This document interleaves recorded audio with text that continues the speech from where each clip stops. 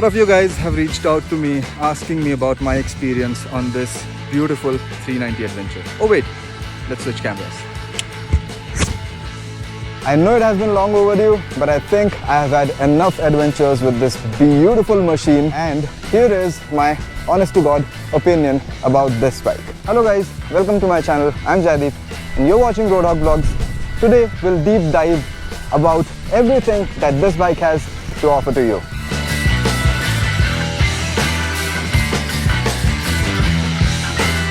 For those of you new to this channel, I've owned this bike for the past 3 years, and till date I've completed 35,000 kilometers on this bike. Now, although 2020 didn't let us out a lot, I have managed to clock these kilometers, and these were in some of the most dangerous valleys of the world. Oof, my life. Oh, बहुत बढ़िया. Damn it. अरे यार कितने हैं. Or exploring the Himalayan ranges, the gorgeous, serene and deadly valleys of Ladakh and Spiti. Another small water crossing seems simple enough. Nice! काफी पानी है, बहुत बड़े बड़े पत्थर हैं, but निकल जाएगी. अरे भाई RoadHawk. Or even doing 1,000-kilometer stretch in a day. This baby has gone through it all. Now, before I begin sharing my experience of this bike, I just want to say it out that this will be from the perspective of touring and adventure riding. Not some hardcore crazy ass motocross thing, but just adventure touring, because this is what this bike excels at, being a dual sport adventure motorbike. Now, for those of you who are collecting opinions to make a purchase decision of this bike, you can start watching the video right here. Because if you ask me in one word, what is this bike? All I would say, this bike is fun. Corners, fun. Off-roads, hell of fun. Highway speeds, not a matter. And city traffic, well, who likes that? But this bike handles that with ease as well. And this is coming from a guy who goes to office on a daily basis in a city like Bangalore, where a distance of 8 kilometers takes about an hour. Take it from me, it can handle city traffic with breeze. So here it is, a short review of this bike if you are making a purchase decision by watching a video on YouTube. Just go and get it. But for those of you who are truly, madly and deeply in love with exploring places like me, stay tuned to the video, and if you haven't subscribed to the channel, then do hit the subscribe button down there, because it helps the channel and the video a lot. Now let's get ahead with the full review of this bike. Now you must notice my bike is not at all in the stock form. I mean, just look at it. It's freaking awesomeness. And I've seen a lot of people just buying the bike, loading it up and then trying to ride it. But don't do that, guys. That's not how it works. You must first learn to live with the bike, ride on the roads, go crazy on off-roads, and just be mad with the bike in its stock form. Gain a certain level of proficiency with the bike before loading it up, because that's when you know where are the gaps, and you can fill those gaps with these kind of accessories. So my review will not be from the perspective of having all the accessories. My review will be rather based on the stock form of the bike. The accessories that you see are just to fill the gaps that I found. Now, with that out of the picture, let me talk about all the things that I hate about this bike, because you know, the list is quite small. So the first thing that I hate about this bike, and I think it is the most infamous thing among all 390 adventures or those who are seeking to buy this bike, is the low end torque. Like, people have been complaining a lot about that thing, but to be honest, I have not made any upgrades for that. I have done Ladakh twice and Spiti once on this bike, but without making any upgrades for the low end torque. So I wouldn't say this is something groundbreaking, but if you still face issues with the low end torque, you feel like the power is cutting out in the low RPMs and the lower gears, then there are a lot of solutions out there. Some people have tried the 14-tooth front sprocket, which of course kills the top end but gives you the boost at low end. Some people have tried the 48-tooth rear sprocket. Some people are trying out fuel X, and there are really a lot of options that you can try out. So that is one thing that I sort of hate about this bike, but not so much. It has not been groundbreaking for me. Also, don't be fooled when someone says that this bike cuts out the power a lot during the low end RPM. And by cut out the power, I mean cut out the engine altogether. That could be your gearbox, that could be your clutch adjustment, that could be your fuel pump. There could be a number of issues causing that. But again, for me, the instances haven't been that many that I can point it out as a problem. Now moving to the second thing that I hate about this bike. It may sound funny to a lot of people, but the second thing that I hate is that it doesn't come with a good suspension setup. Don't get me wrong, the suspension that we get on the bike are very much capable of anything that you may throw at it. But it's just not enough. I mean, if you are doing a lot of highway tours, then these suspensions would just fare. But if you're like me and you like to go on off-roads a lot, then these suspensions are just not for you, because after just a couple of 1,000 kilometers of tours and off-roads, all put together, these suspensions just went to sleep. And when I say went to sleep, I mean they went down and they just didn't come up. So that caused a lot of back pain and shoulder pain for me, because there were no good springs in my suspension to take the shock that is coming up from the potholes or the off-roads. Everything was getting transferred to my shoulder and my back. It had been an issue, and it had been a serious issue for me. For that, I have made upgrades to this bike as well. So quickly on the suspension setup that I am currently running on my bike. The front one is still WP Apex, the one that comes as stock in the bike, but it has been slightly upgraded. The upgrade has been done by Asura Garage, and the suspension travel has been increased by 2 inches. If you want to know more about the suspension setup, then do leave me a comment and a video will be work in progress for you. But moving on to the rear suspension, this is from Hero X-Pulse.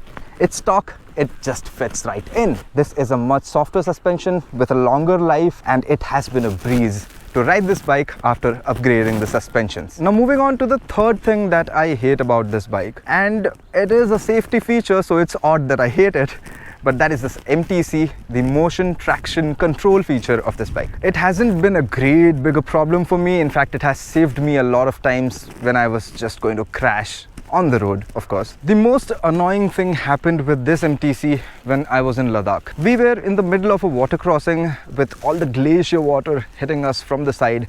My bike was kind of flowing with the water, and this bike just decides to cut off the engine. So let me quickly tell you a little bit about this MTC feature. So whenever this bike cuts off the engine, the MTC turns itself back on.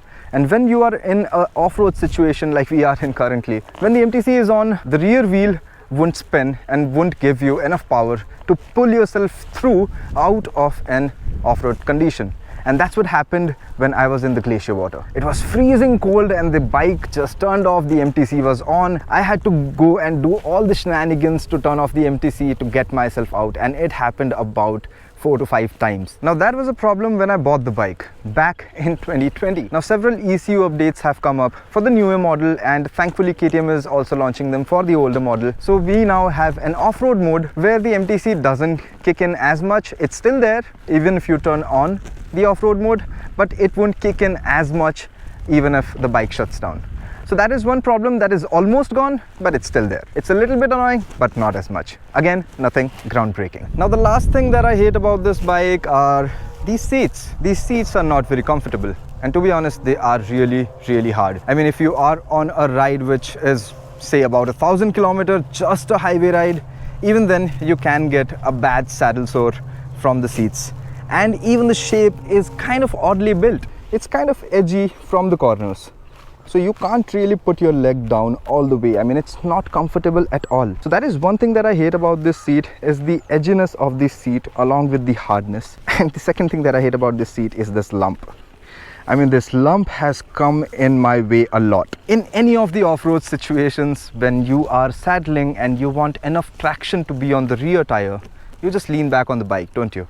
And in that scenario, this lump, it will keep poking your back. And it has poked me a lot of times. We do have solutions to get rid of all this problem, and that solution is called using a KTM power part. KTM has launched a beautiful seat for this bike, which goes with the bike. It increases the height a little bit. It's soft. The shape is not this odd, and we don't have a lump. It's a single seat, but again, it is a little too much for my pay grade. That's pretty much all the things that I hate about this bike.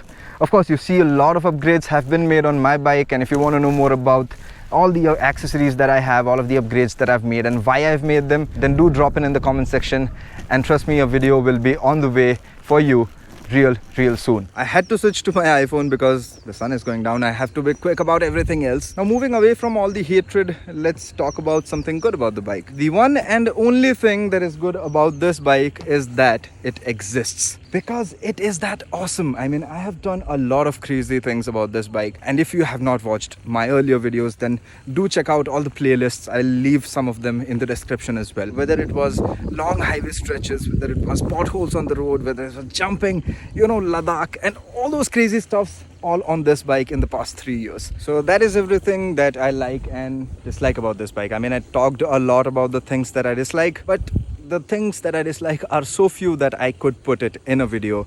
If I start talking about the things I like, trust me, this video is going to be longer than an hour, and I know you guys are not going to watch it. But if you are looking to buy a bike and you don't have a budget constraint, then I would just say go for it. But if you have a budget constraint and you can't spend as big a number for this bike, then there are a lot of options available in the market in this ADV category. The first option, very close to this, is the BMW 310 GS. It is not a lot cheaper than this bike, but trust me, the price gap between these two bikes is just justified with the features that you get in this bike.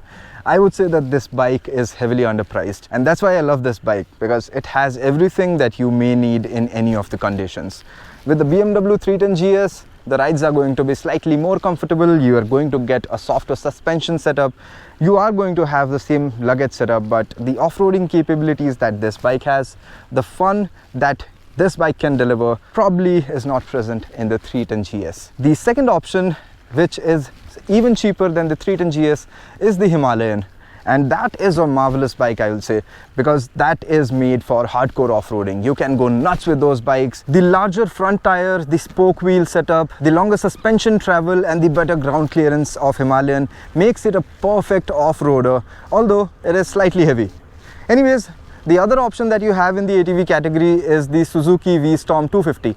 Of course, that's slightly underpowered than this, and it loses out on a lot of things, but that is cheaper and that will deliver what this bike can deliver pretty much. So there are many more options in this ADV category, and if you want to know more about any of the other bikes, then do drop in the comment section or DM me on Instagram. I'll make a video about it for you guys. And I'll reiterate what I said in the beginning of the video. The one thing that I love about this bike is that it is fun in every kind of situation. So that is my short long-term review of this baby beast. I hope you guys found this video informative. If you want to know what I have done with this bike, then the playlist would be appearing somewhere here, so check them out, and I'll see you guys in the next time. Until then, peace out and ciao folks.